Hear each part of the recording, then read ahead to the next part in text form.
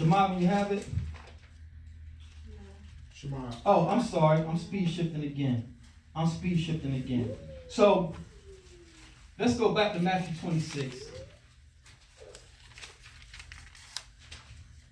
Let's go back to Matthew 26 and read verse 2 one more time. Verse 2. Ye know that after 2 days is a feast of the Passover, and the Son of Man is betrayed to be crucified. So that's why I said when we was first coming together and we assembled as a group, I said there's no prerequisites to fellowship with us. You don't have to know one word of Hebrew. You don't have to know one scripture. The only prerequisite I ask is that you shake off all your preconceived notions of what you think you know and shake off all the Greco-Roman education. Whether you have a PhD, a bachelor's degree, it's all Greco-Roman. They gave us everything. So when you come back and reclaim your heritage as an Israelite, you got to forsake all that mess. Because none of what they taught us lines up with what the Most High gave us. So if we continue to read verse 2 with our Greek understanding, in 2 days is the Passover and the Son of Man is portrayed to be crucified, it's easy to think, oh, he's going to be crucified in 2 days. That's based on our Greek mind. So let's walk this down and see because Elder brought out a good point last week. Elder says, well, it didn't say he was going to be crucified in 2 days. It says he will be betrayed in 2 days.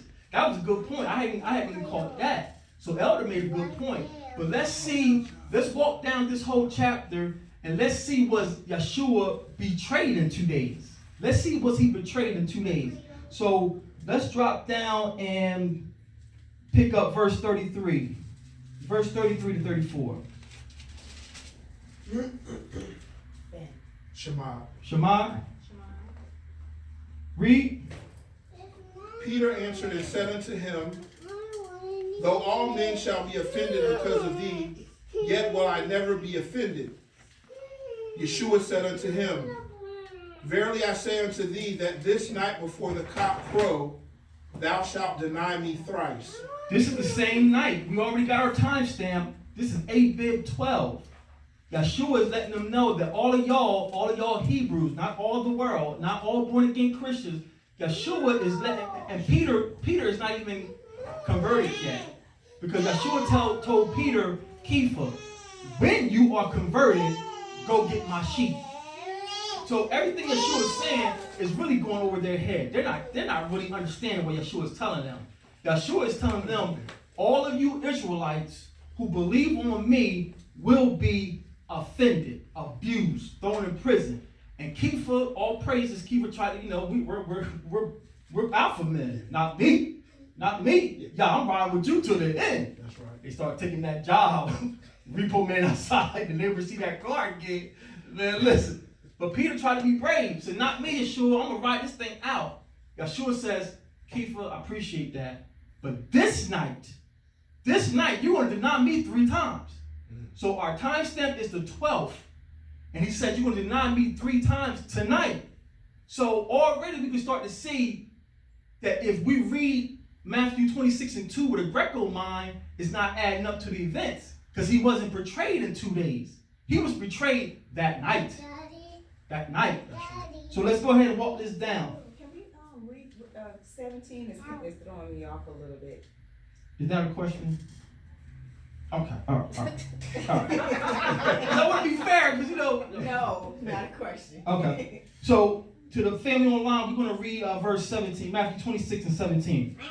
Matthew 26 and 17. Shema. Read. Now the first day of the feast of unleavened bread, the disciples came to Yeshua, saying unto them, where wilt thou that we prepare for thee to eat the Passover? That's a Berean. I have that marked for later. We're going to go over that. But to give you a cliff notes what she's saying, she's being a Berean. That ain't adding up. How was he killed on the Passover? Or Mark even says that they were eating the Passover. How are you eating the Passover? You're the Passover. And then you asking me, where should we go prepare the Passover? That's why in the future, I don't know when, we're going to dissect these New Testament letters They've been chopped and screwed, remixed like Puffy, and you have to be a Berean to make sense of it. Now that's why some brothers don't like to teach from it, and I don't throw away the baby with the bathwater. Me and my op together, sharpen iron, we was extracting what's true and all the bits that's dubious. So her point is valid. We're going to revisit this later on today.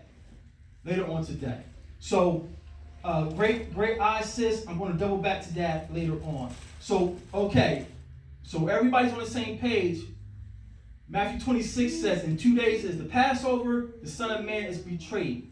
So with the Roman mind, Greek mind, we're thinking he's going to be betrayed on the 14th.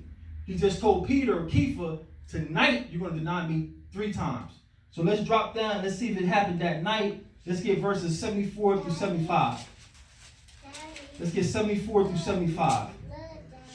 Shema. Matthew 26, verse 74 through 75. Read. Then began he to curse and to swear, saying, I know not the man. And immediately the cock crew. And Peter remembered the words of Yeshua, which said unto him, before the cock crow, thou shalt deny me thrice. And he went out and wept bitterly. This confirms our timestamp. Yeshua is talking to them on the 12th. Peter has denied him under pressure. The cock has crowed. So that confirms we're at the night of the 12th. They have taken him, arrested him. Judas has marked him with a kiss. Or that's what the stories say. We don't know how Judas betrayed him. That's kind of dubious too. How's this man? Y'all Israelites, soldiers working for the Sanhedrin, and y'all haven't seen him yet. So that may be Christian doctrine too. The point still made. Judas has betrayed him that night. He is arrested that night. Peter has denied him that night.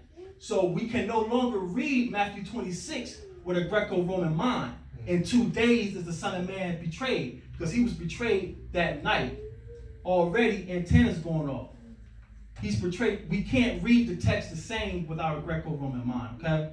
So we read in black and white, 2 different witnesses says that the Sanhedrin priest says, we can't kill him on the feast. We can't kill him on the feast. So that's like, whole time Christ was crucified, he's been our lamb, but now it's not adding up. So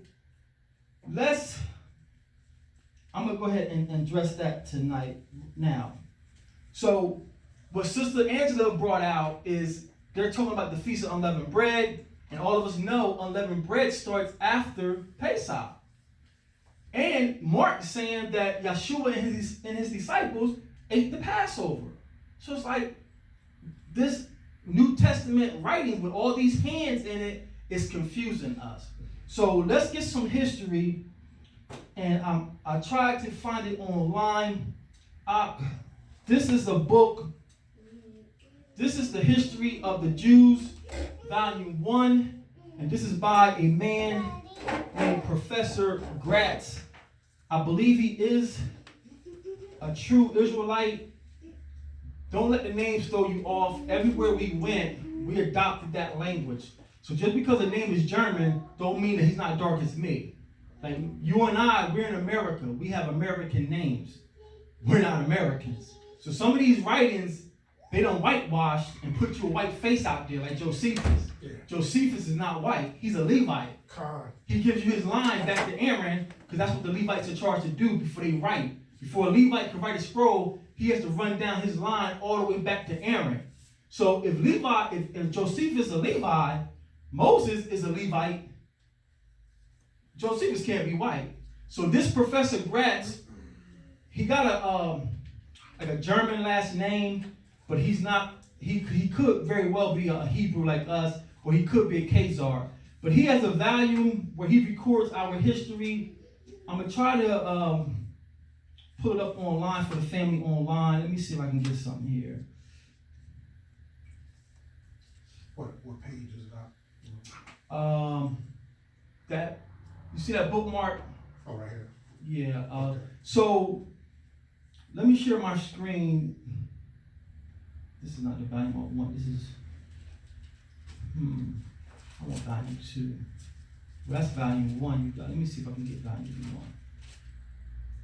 And we're going to address why they keep bouncing back and forth, the Feast of Unleavened Bread, the Feast of Passover. We're going to get some understanding and show you why these feasts are being named. So let me share my screen.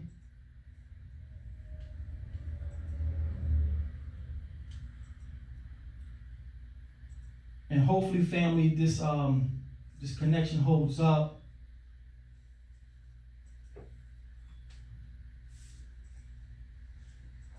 Let me know if you can see the screen.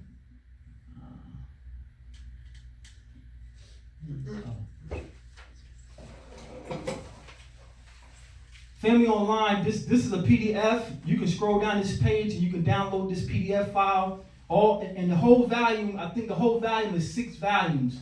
And each of these files are very small files, so you can lock these into your computer. I recommend you do it. It has a lot of our history. This is the history of the Jews by Professor H. Graetz, and this is volume 1. And what page is marked there? 397. All right, so and the great thing about these documents, family, is you can search within a document. And let me see that 1 second. You can search for words in these documents, and it'll take you right to what you're looking for.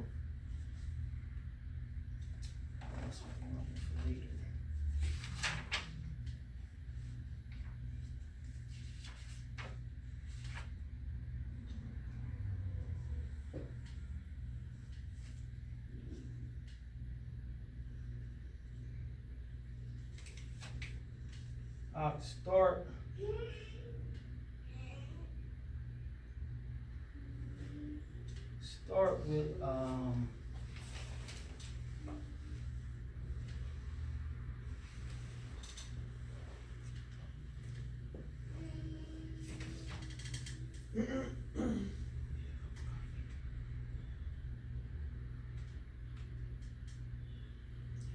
start this paragraph right here for the. Cause we're gonna come back to this for the night and day thing too. Okay. This paragraph right here, the first evening. All right. And what page is 398? Oh, what's that word? Passion. So the great things about these documents, if you get them online, you can search within a document for the word and it'll pull up all the pages that has that word. So if you can see my screen online, is the screen on the table here, on the screen here? Y'all see No, it it now? just says Torah. That book. There you go. So Might have to maximize it. I can't see what I'm doing here. Oh.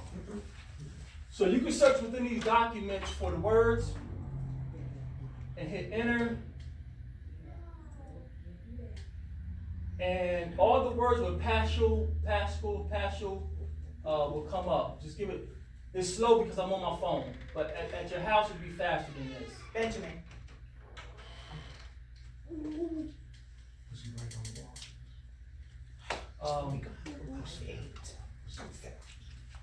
So you said 398? Yeah, 398. So right, you see how I did that?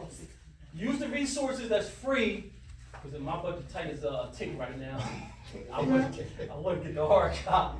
But so you can search this document for Paschal, and it's on page 398, and we're going to read there. And we're going to show you why it's kind of confusing when they mention unleavened bread, and then they sat down and ate Passover. Why are they saying these things? So this is our history where we at 398. first evening. So we're going to read. You gonna highlight it here? All right, hang on. Can y'all see this in the back? I see the screen, I can't read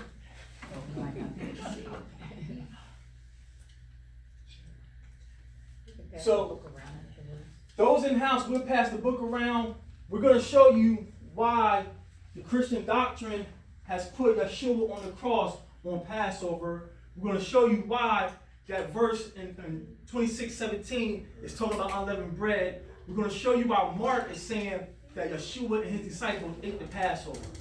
All this stuff in the New Testament is leading to confusion, and we're going to show you when you get our history and our culture, everything makes sense.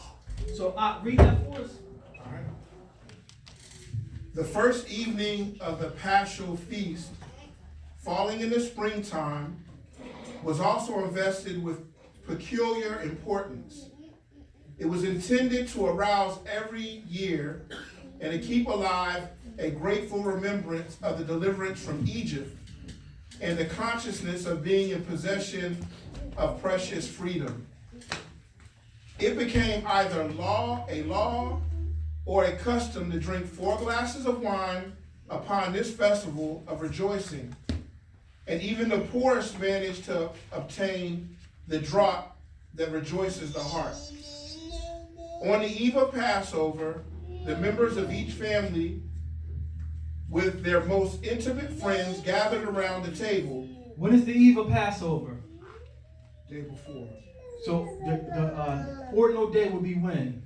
The 13th. The 13th. On the eve of Passover, we developed a custom that the Sanhedrin or the Talmudic rabbis made an oral law.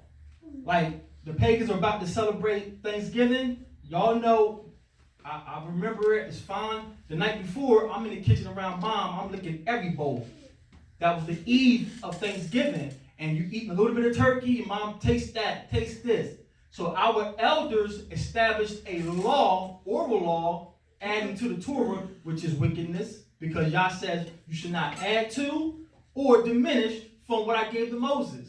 But the rabbis made it a law that on the eve of Passover, we get together with the families in your area and we start celebrating early. Pop the bubbly, taste some lamb, we start singing songs. So really, let's finish that up. Okay. On the eve of the Passover, the members of each family with their most intimate friends gathered around the table, not to indulge in a luxurious meal, but to thank and praise the Most High of their fathers. They ate bitter herbs, broke unleavened bread, tasted some of the paschal lamb in commemoration of their freedom, and drank the 4 goblets of wine to celebrate this bright festival with a cheerful heart. Gradually, the custom arose for several families to celebrate the Passover Eve in common. The whole family, I don't know how that's pronounced, Chabura, to partake of the lamb amid the singing of psalms. The Paschal Eve became in time a delightful family festival.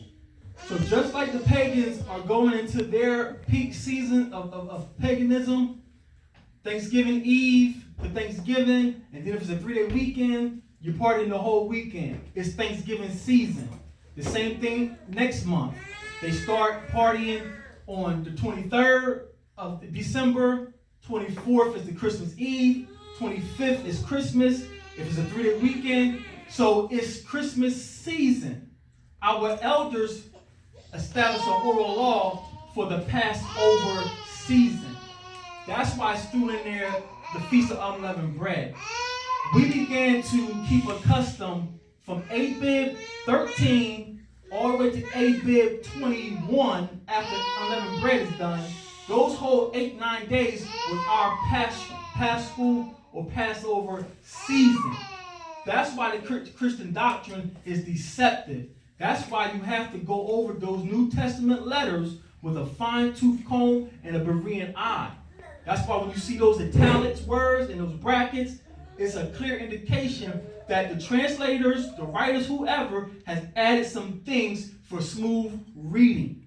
That's why you have to be Bereans. That's why I admonish you all. Last week was the greatest class we had. You can't come in this thing with preconceived notions. Every time you open up the Most High scroll, you come to him like a child and say, Father, show me some light. Don't open these books for knowledge. Open these scrolls for relationship. All these brothers on the street corners with their boots and all that, they got a bunch of knowledge. They have no rawak of the Most High. I've read this verse and Baruch Hashem for sis because I've read these stories many times. Never seen that, whoa, they didn't crucify. I just seen this last week. I've been on this path since 1999. I've been a Christian all my life. Never seen this. So each time you open up these scrolls, I know I done read that verse. How many of y'all don't have nothing to study, but you say you open up the Bible, look for something, I read that before. Mm-hmm. That don't mean you got all the understanding. That's right. Because Daniel seen things so disturbing, the Most High just said, no, what, Daniel, you about to overload. Close the scrolls up. It's not for your generation. So last week's class was probably the best class we ever had, and it was because we're Bereans. We're trying to get to the original culture the best we can, but stay humble. That's why I think Elder is like the greatest example of humility. Elder has reached the pinnacle of their religion. A bishop is like the highest you can go. But so, the Catholic got the archbishop and all that wickedness. But a bishop, like, boom. And he's here humble, learning, not supposed to anything. This verse has been in front of our face the whole time. They didn't kill him on Passover because they didn't want an uproar from the Israelites. So when you read those verses in Mark, I was trying to find it, the Lord's Supper. Let's go to Mark 14. Mark 14 and 17. Mark 14 and 7. I'm going jumping around. We'll get to the end. Mark 14 and 17. Shema. Shema.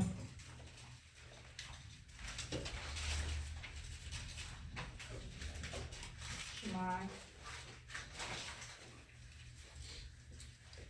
Mark 14 and 17. Read. And in the evening he cometh with the 12. And as they sat and did eat, Yeshua said, Verily I say unto you, one of you which eateth with me shall betray me.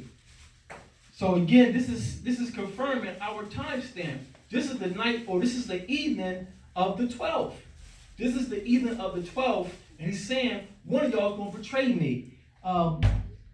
So this whole narrative, if you finish it out, Christian doctrine is telling you that they're eating the feast of Passover. It's not the feast of Passover. It's that tradition the elders, we're getting together, because you got to remember the history. Never lose. That's why I said when you read these scrolls, you can't forget what you learned. These scrolls are, remember, the weave analogy. Yeah. You can't forget what you learned about the Torah. You just say, oh yeah, forget the Torah. No. There's Hebrews all in Jerusalem partying, getting ready for the feast. We just read in that record, they're having wine. So this feast is not Passover. This is just a tradition getting together. Because like Sis brought out, he's talking about, it's the Feast of Unleavened Bread, then you ask him, where should we go prepare Passover? Huh? You got to learn our history. And that's why in the church, we didn't know nothing. They don't learn nothing about the Torah. They learn Jesus saves, hallelujah, hit that organ. Sister sing 10 songs a day. They don't know how to sing, they ain't doing no reading. So when we learn our history, it makes sense. Aha. So that's why when you hear these feasts, they ate this, it's not the Feast of Passover. Another verse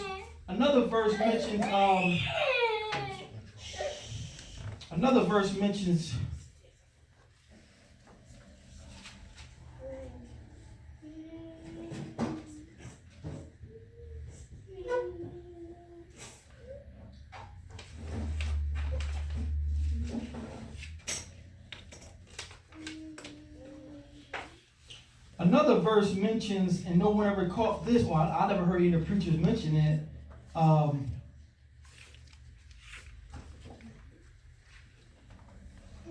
Let's go to Mark 15. I'm jumping around, but we're going to bring it all back together. Let's go to Mark 15. Mark 15, and let's pick up verse 6.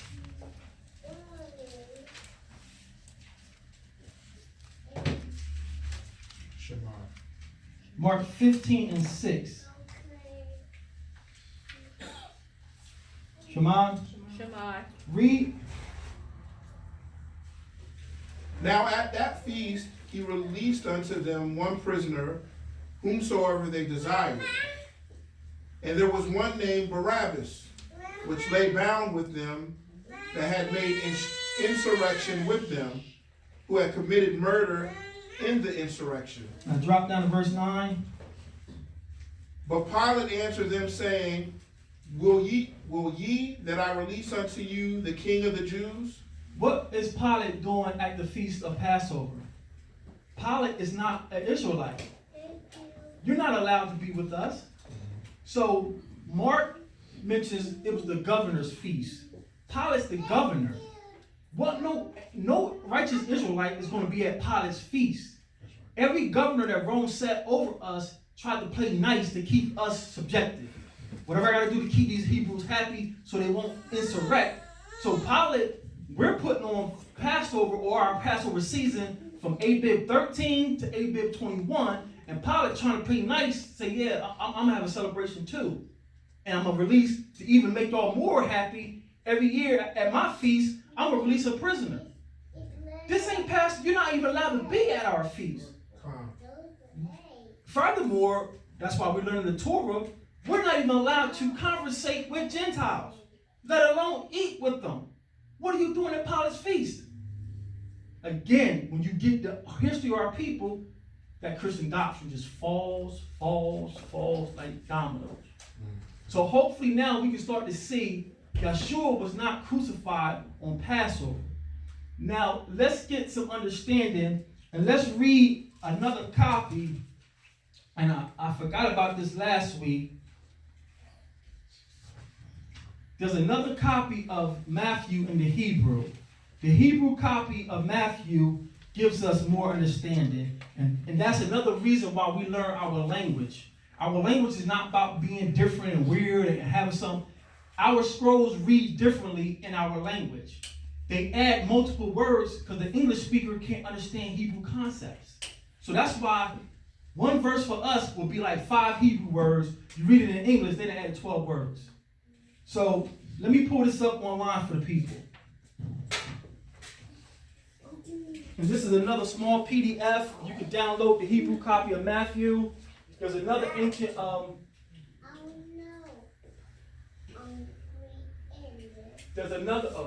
bookmarks. There's another ancient record that says Matthew did not only copy his scroll in Hebrew, he went and got the rest of the 3 Gospels and translated them into Hebrew. Again, these are things that have been locked away from us. They don't want us to know. And if you stay tuned, I got a treat for all of you. And this is another document you can download. It's a very small file. It got the Hebrew, the Assyrian script on one side, and the English on the other. So this is the Hebrew Gospel of Matthew. You can read the background of this, how this is found. This has been vetted, but you don't take my word for it. You do your own research. We're going to go to Matthew. Where we at? Matthew 26? Yes. Matthew 26, and we're going to read in the Hebrew. 26. Hopefully this is still streaming to the family online.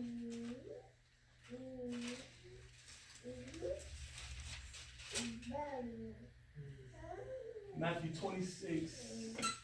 It's not. It's not sure. Okay, thanks, Elder. Let me check this connection.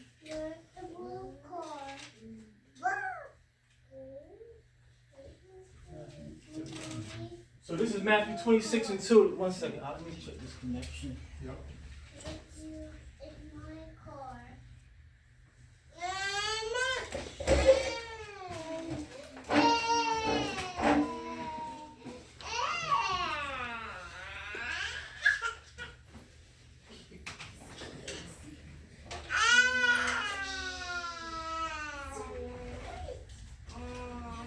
Did it come up, Elder? No, not yet. Okay, give it a second. I'm on my hotspot, so. You need my phone or? Try to make this happen. I'm always busy. Don't never sleep.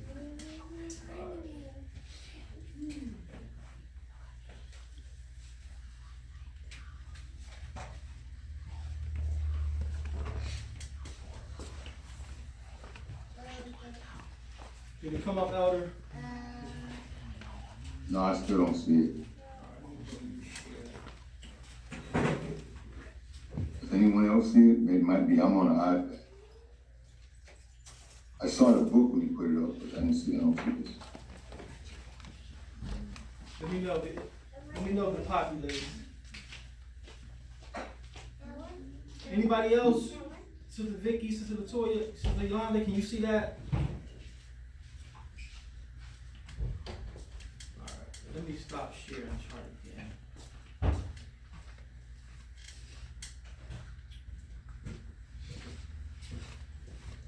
Right here is technology. Blessing and curse. There it is. You got it? Oh, praise God. I can see it. Hallelujah, hallelujah. So, this is the Hebrew copy of Matthew. And if you download this, please read the whole record. It reads totally different than the King James. So, we're going to go over verse 2 in the Hebrew. I verified this. If you know the Assyrian script, I have verified those letters, and I left the translation home. All right, so I need more hands. So you can. Nah, I translated it. Is it on yours? Is it in your bag? I just read it. I went and verified these letters. We're going to go over verse 2 in the Hebrew, and verse 2 is right here. It's all right, Queen. I can remember. So if you can pull up the Assyrian script online. You don't even have to know the Assyrian script, but you can see the Assyrian script is the square script, and verse 2 says, hala'ah, Tadawa, Ashar, Shania, Yawam, Yam, Yahweh,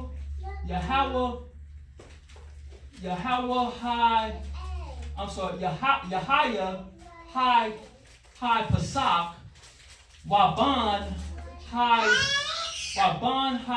Adam, Yamar, Bayan,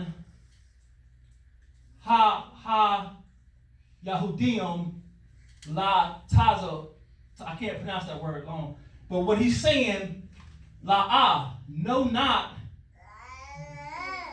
This La'ah is not. Tadawa means no, not that in 2 days, the Yam is 2 days, shall be Passover. Yahaya shall be Passover. Waban, and the son of Adam will be in the hands, Bayan, in the hands of the Yahudim. This word right here, see that Yod? Yahudim, to be crucified. The English, it says, can you read that out? Yeah. Verse 2. Verse 2. Do you know that after 2 days will be the Passover, and the Son of Man will be delivered into the hand of the Jews for the gallows? You can already see it reads differently. He's saying, know ye not that in 2 days is Passover, and the son of Adam will be delivered into the hands of the Jews for the gallows. No cross is mentioned, no nothing. It's reading differently.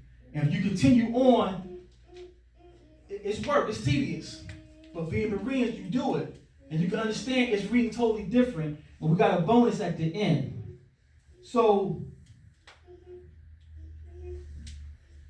again, if you keep that Greco-Roman mind, in 2 days is Passover and the Son of Man, you're going to think in 2 days he's to be crucified. But that's not what he's saying there. So, and we went through how he wasn't betrayed in 2 days. He was betrayed that night. He was betrayed that night, and then the Jews or the Sanhedrin already said, we're going to kill him, but not on the feast. So when you get the Hebrew, you say it reads totally different. And if you track those events like we just did, there's no way we could put him on the cross on the 14th. So let's go back. I'm going to leave that on the screen. And let's go back and let's get Matthew 27. Let's get Matthew 27.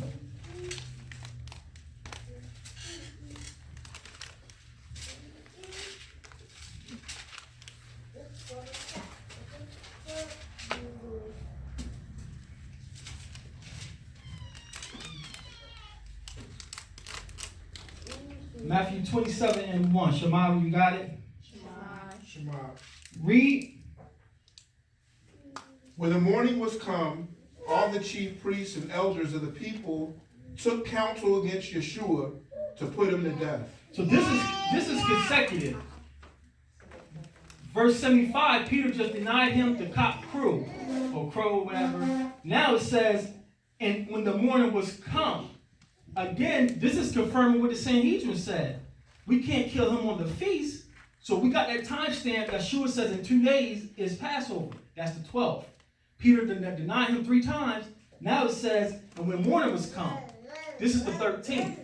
Let's get another witness in Mark. Let's get Mark 15. Let's get Mark 15.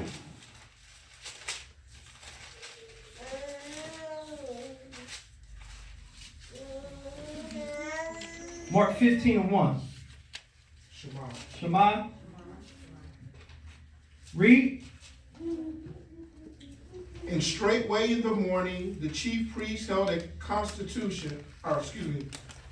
held a consultation with the elders and scribes and the whole council, and bound Yeshua and carried him away and delivered him to Pilate. Mark goes further and says, straightway. So we confirmed it was the 12th. Mark says, now straightway in the morning, they said, we're taking him to Pilate. This is the 13th of Abib. This is Passover Eve. And this is confirming, it says, we can't kill him on Passover. So now let's drop down to verse 25. Verse 25, Mark 15 and 25. Shema. Shema. Read. And it was the 3rd hour, and they crucified him. 3rd hour, what day? 13. There's no way you can get around it. This is confirming what they said. We can't kill him on Passover. These Israelites will act a fool. So, straightway in the morning of the 13th, he's crucified. What the 3rd hour says? No. This will be the 3rd hour. The 3rd hour. The 3rd hour, we count from sun, when we can confirm the sun is up. So this is the 3rd hour from the sun comes up. In this day and age, It's 9 a.m. 9 a.m. 9 a.m. At 9 a.m. they crucified him. Let's drop down and drop down what verse? 33. Verse 33. Okay. Verse 30. Shema. Shema, verse 33, 15 and 33. Shema. Read.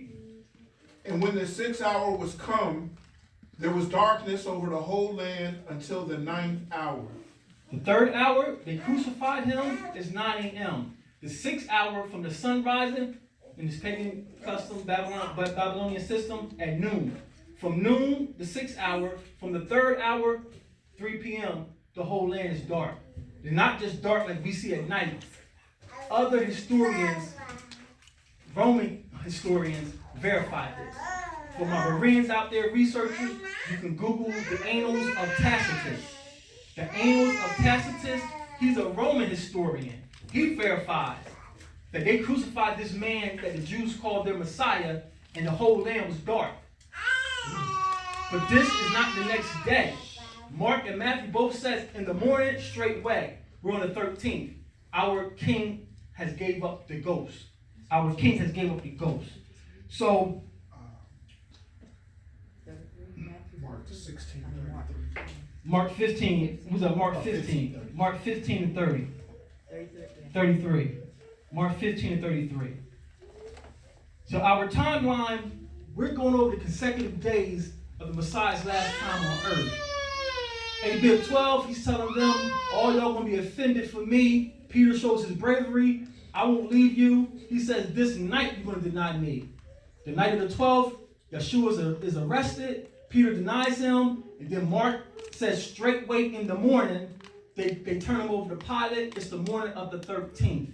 It's the morning of the 13th. Now, let's go back to that Hebrew document. Let's go back to that Hebrew document, a copy of Matthew. So you're saying he was crucified, but not dead yet? When did it get dark? Let's go ahead and finish and confirm that he's gone. 34. We didn't read 34. That was the next verse. The 9th hour. Go ahead, I'll read that for us. Mark 15:34. And at the 9th hour, Yeshua cried with a loud voice, saying, Eloi, Eloi, lama sabachthani. I can't remember. Sabachthani, which is being interpreted, my Yah, why hast thou forsaken me? And some of them that stood by when they heard it said, behold, he calleth Elias. So this verse 37, it says, and Yeshua cried with a loud voice and gave up the ghost. That was in verse 37. Thank you, So this is the 13th. Yeshua gives up the spirit. We don't have no time references about another morning or anything. He gave up the ghost or his spirit on the 13th. Now, just something to learn on your way to learning something, as one of the elders say. They say here, this verse, Eli, Eli, Sabbathani, all that crap, proves that Yeshua spoke Aramaic. No, it doesn't. They use that verse, they got that verse from the Aramaic copies, the Targums, and they put it in the King James. But Paul says, and I heard in the Hebrew tongue, Shaul, Shaul, it's hard to kick against the pricks. So you can't tell me, this is being a Berean, y'all. You got to filter everything. Right. You can't tell me Jesus or Yeshua spoke Aramaic because of this verse, and then Paul said, I heard in the Hebrew tongue. Hard question.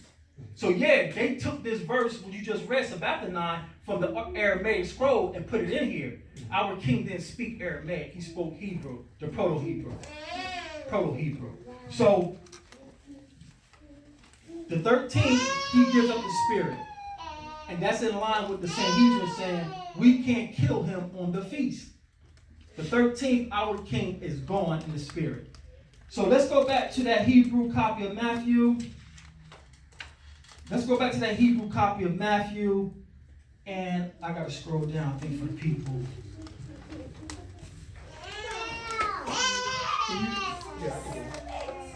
Can you scroll down to verse 20, chapter 27? Yeah. We're going to scroll down to Matthew 27, 27 and 62. Matthew 27 and 62.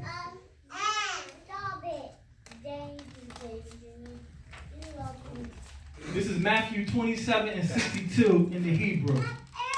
And again, you do the same thing. Those of you who know the script, decipher those that are Syrian script, and you can read it. I found the copy that I translated.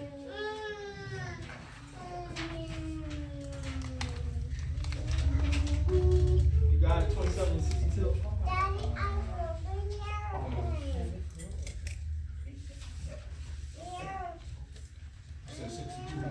Yeah, verse 62. Yes. Now highlight it. This is Matthew 27, verse 62. And let's compare it to the King James before we read the Hebrew. Let's compare it to the King James. And I'll read it. You stay there. So this is Matthew 27 and 62 based on the King James. Shema, when you have it. I'm sorry, say that again. Matthew 27 and 62. Shema. It says, now the next day that followed the day of preparation, the chief priests of the Pharisees came together unto Pilate. Now we're not going to go back, but we brought out last week that Matthew gave us our timestamp. It was the preparation of the Passover. So if we're at the preparation of the Passover, like you read in that history, it's the 13th.